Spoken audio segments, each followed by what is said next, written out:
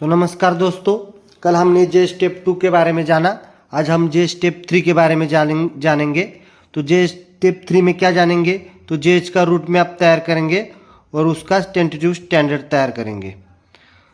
तो जे स्टेप 3 में क्या करना है?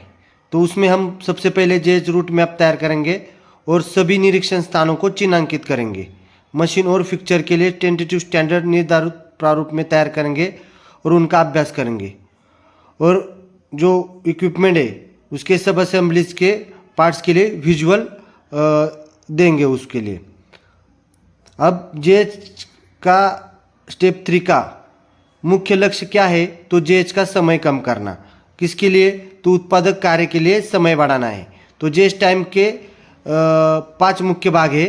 पहला क्लीनिंग, दूसरा इंस्पेक्शन, तीसरा लुब्रिकेशन, चौथा टाइटनिंग और पांचवा समूह चर्चा यानी समस्या पे समाधान ढूंढना। तो उसमें हम क्लीनिंग में मशीन और परिसर की सफाई करेंगे।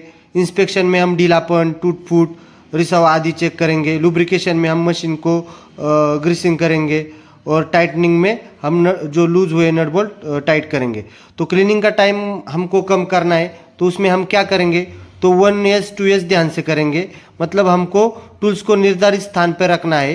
कूलेंट और फ्रीक्वेंसी रिवाइज करना है। मतलब कूलेंट टैंक की सफाई हम सप्ताह में एक ही बार करेंगे, जिसकी ज़्यादा करने की ज़रूरत नहीं है।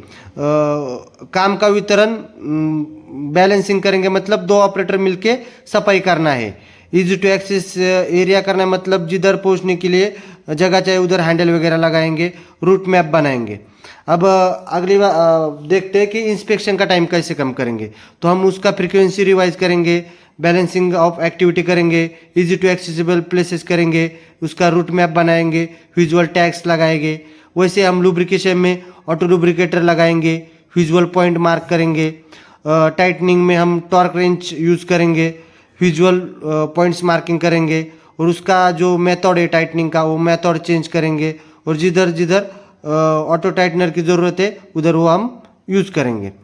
अब उसी तरीके से हम जो ब्रेकडाउन और डिफेक्ट ड्यू टू वीक जेज जो होते हैं, मतलब कमज़ोर जेज के कारण जो ब्रेकडाउन और ख़राबी आती है, उसके सुधार के लिए हमको क्या क्या करना है वो देखेंगे। उसमें हम क्लीनिंग में सुधार लाना है, इंस्पेक्शन में सुधार लाना है, लुब्रिकेशन का मेथड चेंज करना है, टाइटनिंग का मेथड चेंज करना है। मतलब उसके पॉइंट में चेंज करना है। मतलब फ्रीक्वेंसी रिवाइज करना है तो हम कर सकते हैं, उसका मेथड चेंज कर सकते हैं, उसका प्रोसेस मॉडिफिकेशन कर सकते हैं। और अगर कोई पॉइंट न्यू ऐड करना है तो हम इसमें कर सकते हैं। तो इसी प्रकार हमको क्लीनिंग में, इंस्पेक्शन में, लुब्रिकेशन में और टाइटनिंग में ये सब करना है। अब जे स्टेप 3 में हमको सबसे इम्पोर्टेंट बात है कि हमको प्रिपेयर करना है उसका टेंटेटिव स्टैंडर्ड। मतलब जो हमारे क्लीनिंग, लुब्रिकेशन, इंस्पेक्शन और टाइटनिंग जो पॉइंट है वो गिनने कितने और वो हमको कम करने। मतलब वो उसमें क्लीनिंग में हमको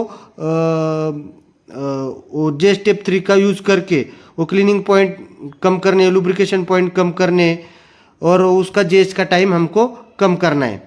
तो ये टेंटेटिव स्टैंडर्ड बनाते समय हमको कुछ विजुअल्स की ज़रूरत होती है।